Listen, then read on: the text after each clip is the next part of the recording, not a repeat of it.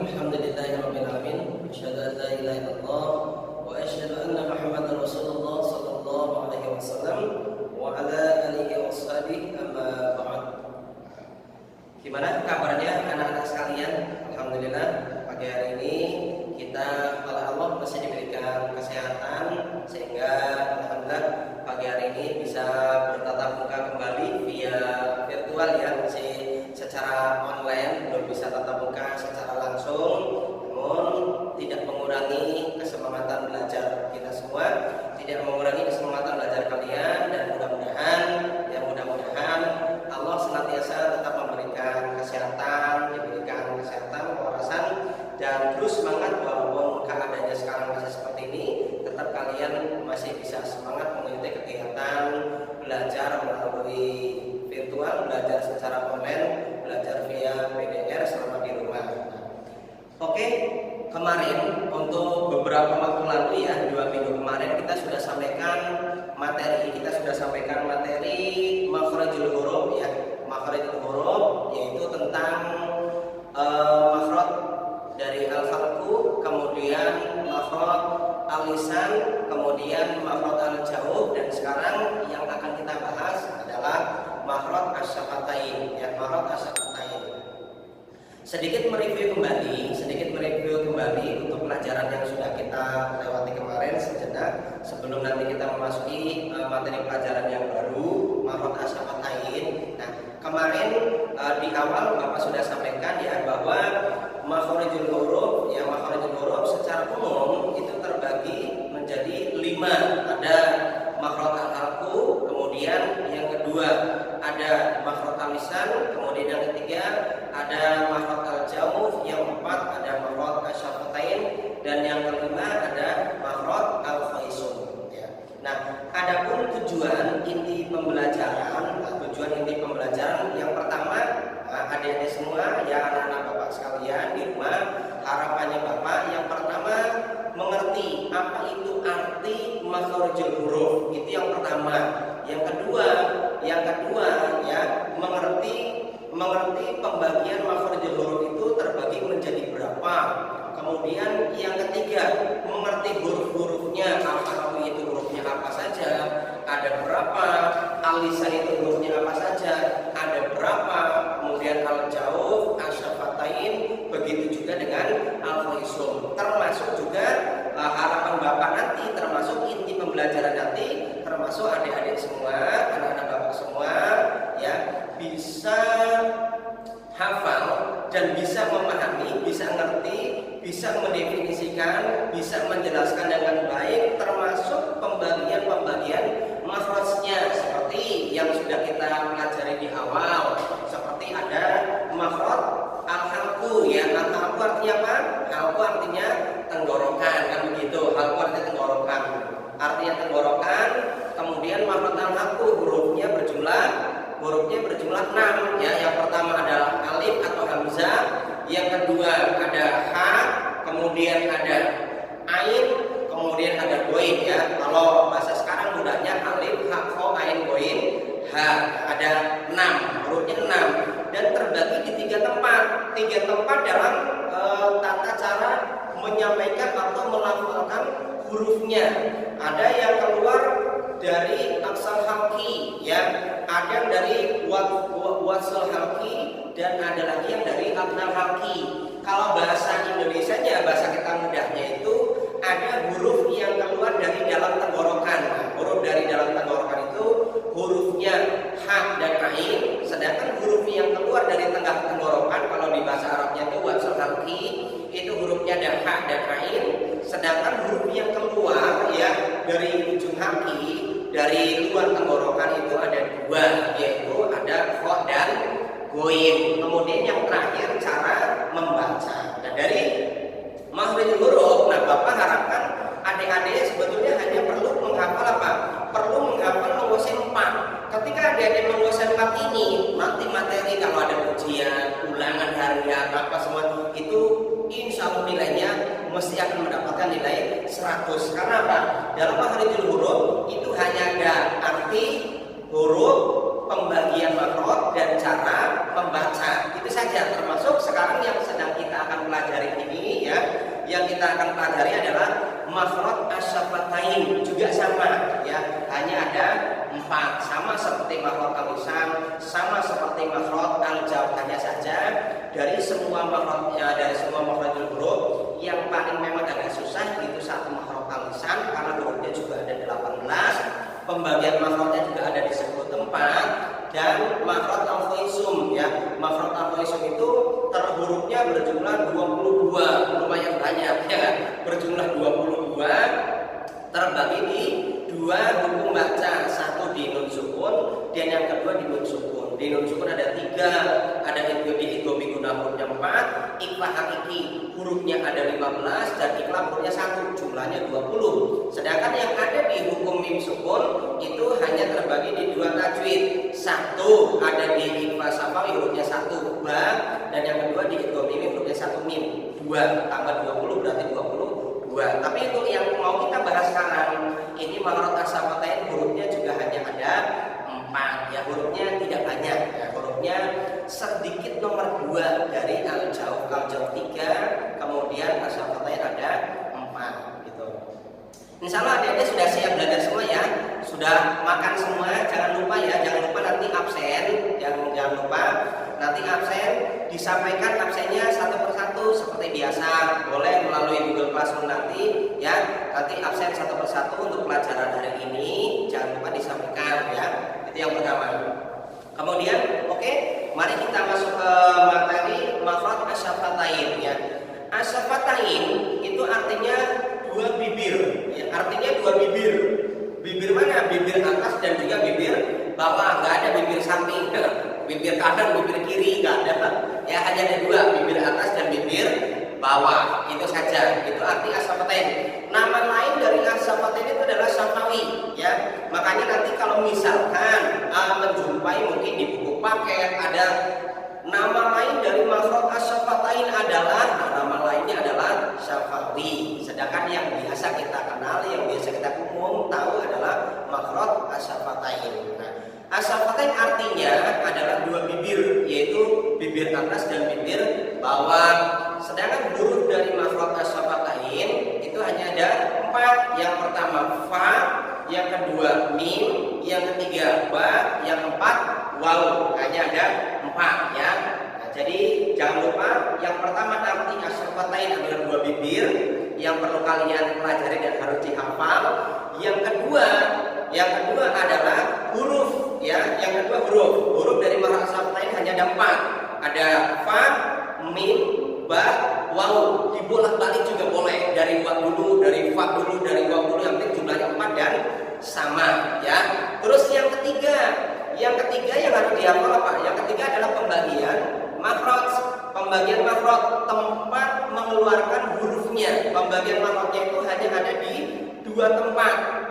Satu di bibir bagian bawah ya. Bibir bagian bawah hurufnya hanya ada 1, yaitu fa. Nah, hurufnya fa, bibir keluar dari bibir bagian bawah. Nah, lihat Bapak ketika menyebutkan huruf fa, nah bibir bawahnya itu keluar dari bagian bibir bawah, agak sedikit ditarik ke atas. Fa ya, fa. Alam tara kaifa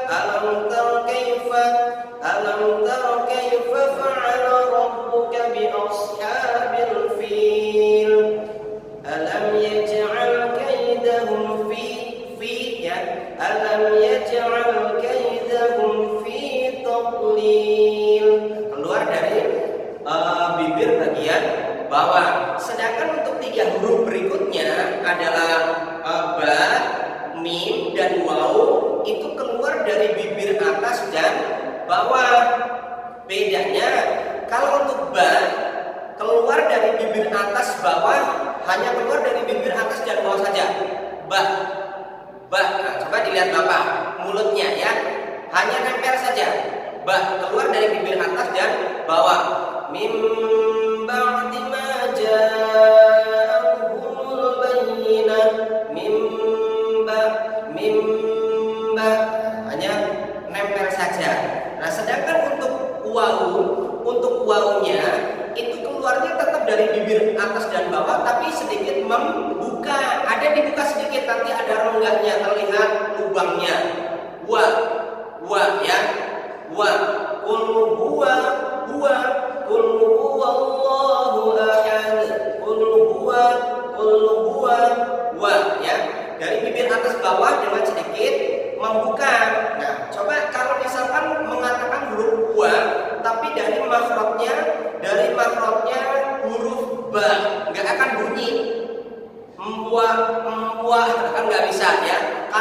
itu hakikinya keluar dari bibir atas bawah dengan sedikit membuka. Sehingga kalau mulutnya dirapatkan, tidak ada membuka, maka tidak akan keluar dengan baik makhrajul hurufnya, ya makhraj huruf asyafatain dari huruf wa. Karena wa itu membuka sedikit wa, ya. Kalau dari makhrajnya yang dipakai lafadzkannya dari makhraj ba, sedangkan hurufnya yang dikeluarkan huruf wa, nanti jadinya apa? Mwa, ya, tidak bisa. Nah, terus yang ketiga, huruf yang terakhir, ya, huruf yang terakhir, huruf ketiga yang keluar dari makhraj dari bibir atas bawah dengan rapat benar adalah huruf mim. Nah, huruf mim. Kalau mim itu sama, ba keluar dari atas bawah, ba. Kalau waw keluar dari atas bawah dengan sedikit membuka, wa. Sedangkan kalau mim keluar dari atas bawah dengan rapat benar, mim. Jadi mulutnya agak dua-duanya ditarik ke dalam, mim, ya, mim misli, mim mi, thumma radadnahu asfala safilin, amma yatasaalun, wa imra'atuhu hammalatal hatab, wa imra'atuhu hamma, thumma amma, ya. Jadi kalau untuk huruf mim dari atas bawah tapi rapat benar, sama. Dan dalam mengeluarkan makhrajul huruf itu harus sesuai, ya, harus sesuai antara huruf yang dikeluarkan dengan letak makhrajul hurufnya. Kalau tidak, ya nanti juga pertama didengarnya tidak enak, yang kedua juga jelas salah. Contoh, misalkan Bapak lafadzkan huruf mim, tapi memakainya makhraj hurufnya itu memakai makhraj huruf ba, keluarnya hanya dari bibir atas bawah saja, tidak dirapatkan benar, padahal huruf yang mau dikeluarkan mim, ya. Jadi apa? Kalau mau mengeluarkan huruf ba tapi memakai makhraj mim, jadinya apa? Harusnya kan ba begini, ba. Tapi kalau memakai makhraj mim dirapatkan, nanti jadinya mbak, ya. Jadi mbak, nanti habis mbak, mas, bapak, maka jadi nggak pas, ya. Jadi dalam tujuan pertama pokok pembelajar makhrajul huruf sebelum mempelajari tajwid yang lain, sebelum nanti mempelajari sukun, yang mim sukun, kemudian guna musaddah, ada idgham wajib, ada qalqalah, bab idgham mutaqaribain, mutajalisain, mutamasilain, ya. Kemudian al-ma'rifat sampai hukumat, terutama yang paling penting yang harus adik-adik kuasai adalah makhrajul huruf atau tempat keluarnya beberapa huruf. Huruf apa? Huruf hijaiyah dari alif sampai ya. Karena apa?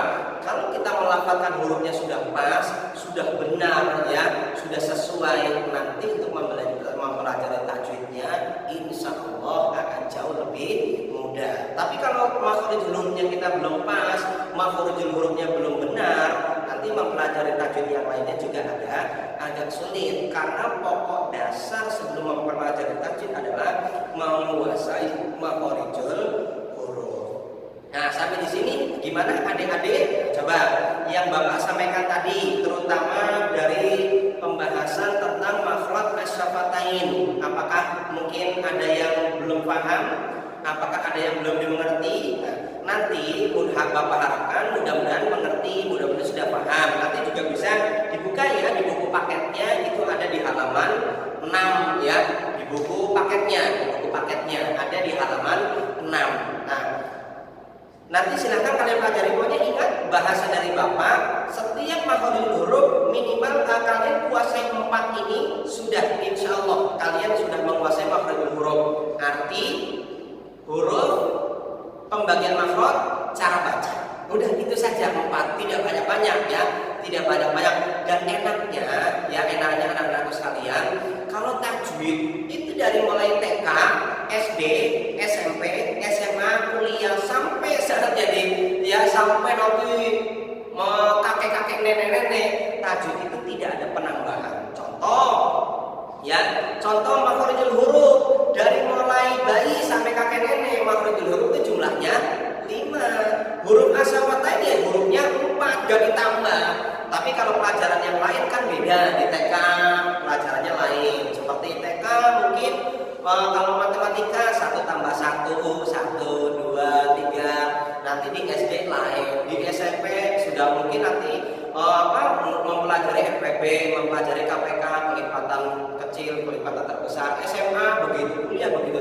Tapi kalau untuk untuk BTI membaca tulis Al-Quran, terutama mengenai masalah tajwid, kalian bisa sekarang di SMP. Kalian menguasai ketika SMP, sampai nanti SMA, sampai kalian kuliah, sampai di rumah tangga, kalian akan menguasai selamanya. Tapi ketika di SMP kalian tidak mempersungguh, kurang mempersungguh, kalian tidak bisa, sampai kapanpun kalian tidak akan bisa. Bisa dipahami ya apa yang Bapak sampaikan, sehingga Bapak harapkan pertama kalian sudah bisa menguasai, bisa memahami makhrajul huruf tentunya yang sudah dipelajari dari mulai makhraj al-halqu, kemudian al-lisan, kemudian al-jawf, dan yang sekarang adalah makhraj asyafatain. Tapi nanti seandainya ada yang belum jelas, ada yang belum dimengerti, jangan sungkan, nanti sampaikan, tanyakan ke Bapak, nanti akan Bapak jelaskan kembali. Bisa dipahami ya? Nah, insya Allah apa yang Bapak sampaikan cukup sekian. Alhamdulillah, jazakumullah. Ya, jangan lupa untuk tugasnya ya, jangan lupa untuk tugasnya. Nanti tugas dari Bapak, nanti kalian kerjakan uji kompetensinya ya. Uji kompetensinya di halaman 7 sampai halaman 8 dari Romawi 1, Romawi 2, dan Romawi 3. Nah, semua kunci jawabannya ada di buku paketnya yang sudah dipelajari di depan. Jadi kalau nanti adik-adik membaca semua ya, anak-anakku sekalian membaca dengan baik di rumah, dipelajari dengan baik, nanti insya Allah dalam tugasnya uji kompetensinya nanti bisa mengerjakan semua dengan baik. Ingat, pada saat pengerjaan jujur, disiplin, jangan menyontek, jangan kerja sama. Kalau nanti ada yang kurang paham, kurang mengerti, jangan sungkan tanyakan kepada Bapak. Bisa dipahami ya? Insya Allah cukup sekian. Adapun untuk tugasnya ya, Bapak lupa. Untuk tugasnya nanti dikumpulkan 4 hari dari sekarang ya, 4 hari dari sekarang, 4 hari kemudian yang sudah selesai. Misalkan nanti siang, Pak, saya ternyata siang sudah selesai mengumpulin, boleh, silakan. Tapi dikasih waktu, batas waktu pengumpulannya 4 hari ke depan. Bisa dipahami ya? Alhamdulillah, bisa error. Mohon maaf bila dari awal mungkin ada penyampaian Bapak mungkin yang terlalu cepat atau mungkin kurang bisa dipahami. Mohon maaf yang sebesar-besarnya. Nanti jangan lupa kalau ada yang kurang jelas, sampaikan lagi ke Bapak, tanyakan kembali ke Bapak ya. Insya Allah dengan senang hati nanti Bapak akan menjelaskan kembali materi-materi yang kalian belum paham dan yang sudah Bapak jelaskan. Harapan Bapak kalian mengerti, kalian menguasai, dan kalian mampu untuk mengamalkan apa yang sudah kalian pelajari untuk kehidupan sehari-hari, khusus